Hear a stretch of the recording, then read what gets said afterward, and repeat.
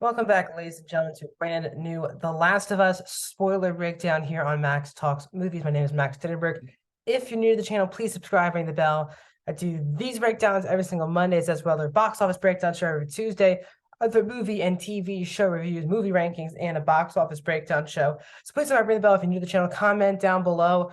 What are your thoughts on this episode? Do you like it more or less than the first episode?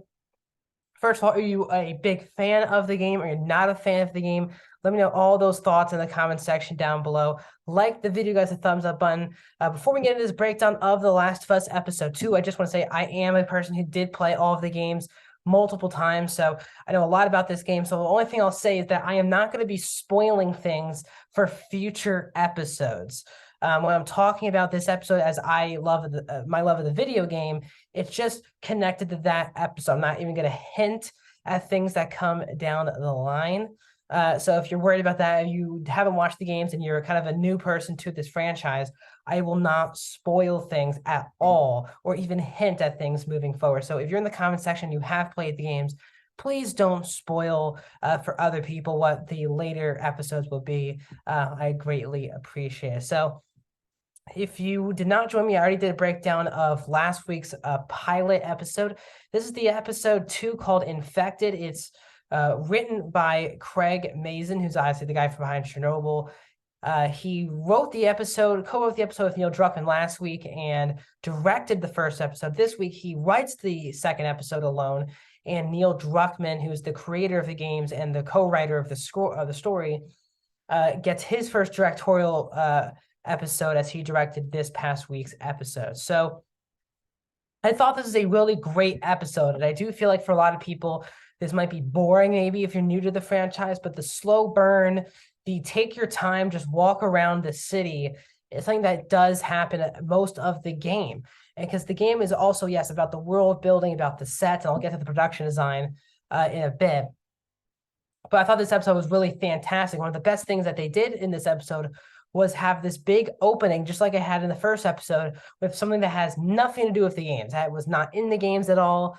The first episode, we had these scientists in the 1960s talking about if this would ever happen, we would all lose and there's no way around it. So we get this episode, we go to Indonesia in 2003.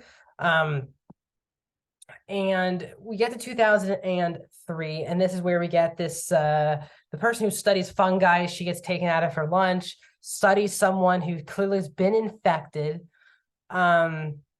And she has this really great, powerful scene with this police officer where, the guy's asking, we brought you here because we need a cure, we need a vaccine.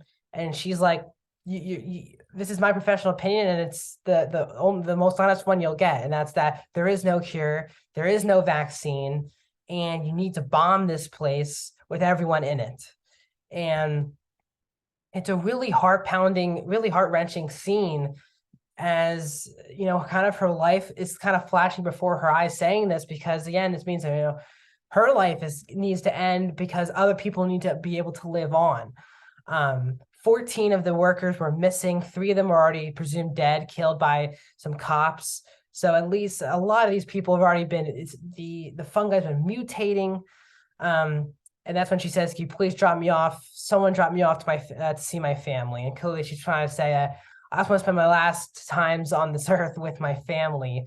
And it's a really bleak opening to the episode, just like it was in the first episode. But again, the goal is, as this episode does, that clearly once you get past the opening credits, the next shot is to the hope.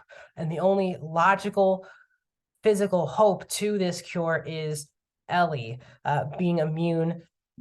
So we start this episode with Ellie, with Joel and Tess at the beginning of this episode, where again, Joel does not want to be doing this in the first place. Does not want to be around Ellie. He says, you got to find a different way, because he doesn't have any sense of hope in him. Once his daughter died, it just took so much out of him that he just lost all hope. As he said, when she told him that she can be a cure, he says, we've heard that a lot. And what happens every time? We don't get anything. But Tess is kind of the one who, she also has no hope, but really does start to believe in this as, the more this episode goes on. So they very similar to the first. Now they did some different orders. In the first game, they do go through the skyscrapers, and that's when we get our first introduction to the clickers. We jump right ahead to the Boston Museum aspect, and in that game, it was, I just believe, Joel and Ellie. But we'll get to the big ending of this episode as well. So they're walking through, and I just want to say the biggest positive with this episode for me was the production design and visual effects.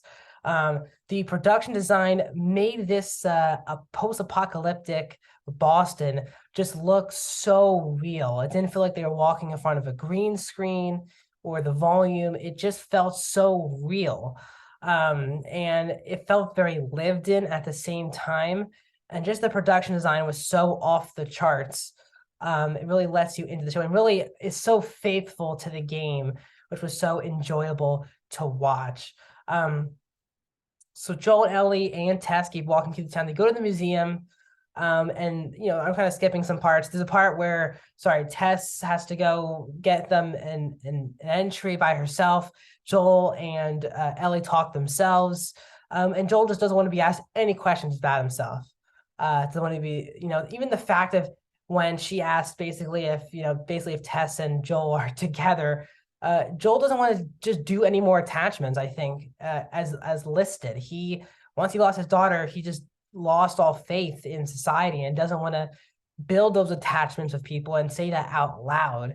We'll get to that really heartbreaking scene, but just the bleakness in Joel's soul with Tess's death towards the end of the episode.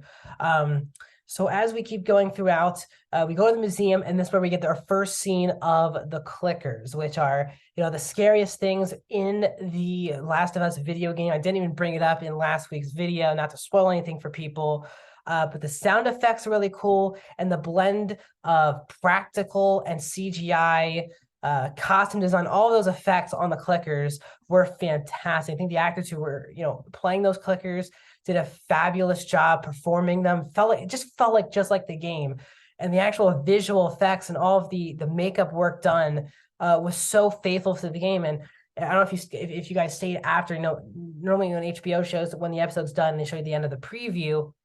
They show you the creators talking about the episode, and what they talked about the first 3 minutes of this recap of the episode with the creators was the first thing we did before we even started shooting casting was making designs for the clickers. And Neil Druckmann, who has directed this episode, creator of the game, said he kind of shed a tear when he saw the clickers on set for the first time. It just felt so much like the game. And they really did such a great job with that. So we got to have this whole melee as the clickers are obviously blind, but it's kind of echolocation is how they get to move around. And in the game, it's so nerve-wracking when you're trying to walk around the clickers, one wrong step and they go after you. So very similar to the game. Everyone's trying to move. Every time they hit a broken glass or something, the clicker comes after them. So this is where we basically see that Ellie gets bit again, which obviously is proving Joel's point that she obviously is immune to this. But it's not revealed at this point, but when they get into the actual museum or wherever they get to in the last episode, the latter part of the episode, Tess is she gets bit. And even when Tess needs consoling, Joel backs away. He's just done with her at that point, in that way. But Tess is very passionate. She's this is the cure. And look, I've been for an hour and I'm twitching and nothing's happened to her. It's actually healing for her. And Tess is you just have to get this job done without us, without me. You have to take her to the Fireflies. We need hope, basically. So this is where Joel stares at Ellie. There's at Tess. There's no hug. There's no kiss. Stares at her and then just takes Ellie and runs. Great effective scene. At that point. Also, this shot, by the way, behind me happened earlier in the episode. It's one of my favorite scenes in the entire video game, where they look at each other and then Joel kind of just stares at Ellie, reminding him of Sarah. They don't linger on it as much, but he does look down at the watch following the scene. I thought it was still beautiful, and one of the most impactful scenes, I think, both in the show and the video game. So as we get that death scene of Tess, Joel and Ellie run out. Tess, drops all this gasoline, the grenades, and because obviously when Joel shot that one dead fungi. Yeah, obviously it's like a hive. So basically everyone can react to it depending on where they're located. So they're all coming in. Joel and Ellie escape, and then Tess gets this whole like I guess makeout scene with this guy with this fungi infected person, and then she finally just dropped the match, and the whole place explodes, killing everyone in it. And Joel has no reaction. Literally, when it happens, Joel looks and then he keeps going. And that's kind of the character of Joel, which is so beautiful about this game is it progresses. Not to spoil anything, as I said, I'm not spoiling anything, but this is what's so great about Joel's character, that he doesn't react at all. That's someone that he actually really cares about. This person actually cared about him. And his next movement is let's just keep going and not even sit in the emotion of Tess dying. And Ellie does have to sit there and just react to it because she did really like Tess. Tess started to believe in her the more the episode moved on. So now we finally get to the Joel and Ellie aspect of the show. This should be very exciting. I thought it was a great episode of The Last of Us. It's obviously very hard to top that first perfection episode. But I thought it was a really fantastic episode. Great character, great production design, great visual effects. It was very intense, either if you watched the game or not, played the game or not. And again, I can't wait to be back with you the next 7 weeks breaking down The Last of Us on HBO. So that's my breakdown of episode 2, Infected, of The Last of Us. More videos coming down the line, including tomorrow on my box office breakdown show, possibly an Oscar nominations reaction as well. Wednesday, Bad Batch review, and more reviews coming. And back here on Monday with another Last of Us spoiler review. I'll see you guys soon.